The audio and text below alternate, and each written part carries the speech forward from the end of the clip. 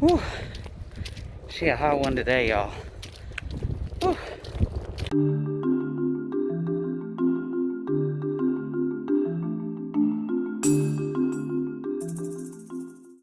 It's not actually that it's hot.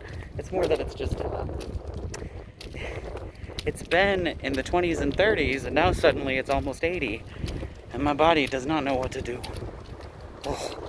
Well, welcome back to Jay and Shim Sham, everybody. KJ here, out for a walk in my new neighborhood, trying to find a new path for filming out in the neighborhood. I love going out for walks, as you know. It's a good time for me to get some thinking in, and also it's a really good time to, you know, get my body moving, and it's nice to film to the boot, getting out of the apartment a little bit. But today, after my therapy appointment, which was the first one in 2 weeks because I didn't see my therapist last week, I started having like some thoughts about where I kind of stand within my own personal growth and what I'm attempting to do to kind of grow into a new person. As a lot of you know, I've spent the last year, over the course of the pandemic, really exploring myself and finding new layers to who I am and allowing myself to explore things that I used to think were things that I was not allowed to explore. I wasn't allowed to be non-binary. I wasn't allowed to be genderqueer. I wasn't allowed to fit in somewhere on the trans spectrum because of X, Y, and Z, right? There was always some reason why I didn't fit into that. And I spent all this time trying to be the perfect version of whatever it was I was trying to be. I'm going to be the perfect grade school teacher. I'm going to be the perfect choir director. I'm going to be the perfect this. I'm going to be the perfect this. I'm going to be the perfect that. And all that did was create a situation where I was unable to express myself the way I wanted to live. And I am coming to the realization that I am already living in the state that I want to be in. I am already becoming the person that I want to be. One of the things that I've worked really hard at over the course of the last year or so is working on not trying to be something for someone else. Not focusing on what I don't want to be, but focusing on what I do want to be. And not worrying so much that it's perfect or if it's perfect or not. Because what I have come to realize is that it will never be perfect for everybody, and that's okay. We're learning and growing, and not everybody's going to come on that journey with you.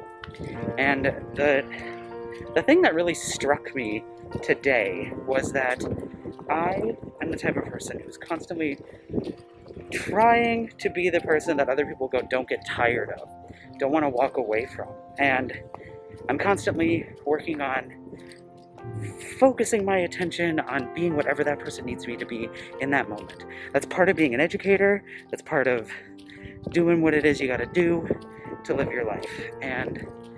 But at the same time, what I've really come to realize is I'm not, what am I trying to say? I'm never going to be able to be that for every person. I'm never going to be able to be that for every person, I get tired of people sometimes. There are times where I need to walk away and get my bearings, and then I come back and, we're still friends. We're still great friends. I still love all the people in my life. But sometimes I need to take a walk away, and other people need to take a walk away from me.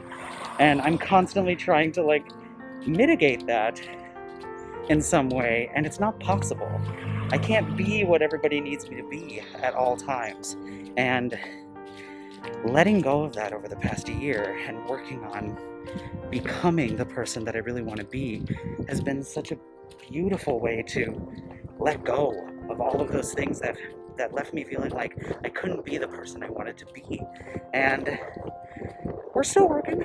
Like I said, we're still learning and growing, but what I'm realizing and what I feel very strongly right now is that not only am I really starting to grow into who I am, and the intersectionality of all of those identities takes a toll on my mental health, on my spiritual health, trying to be all the things I need to be in all the places I need to be. It's not going to work, right? So, and that bleeds over into my physical health because I have a very all or nothing attitude when it comes to physical health. If I'm not doing the workouts the way I'm supposed to, if I'm not getting up and getting out of the house and doing yoga and lifting weights and eating exactly the way that I want to eat at all times.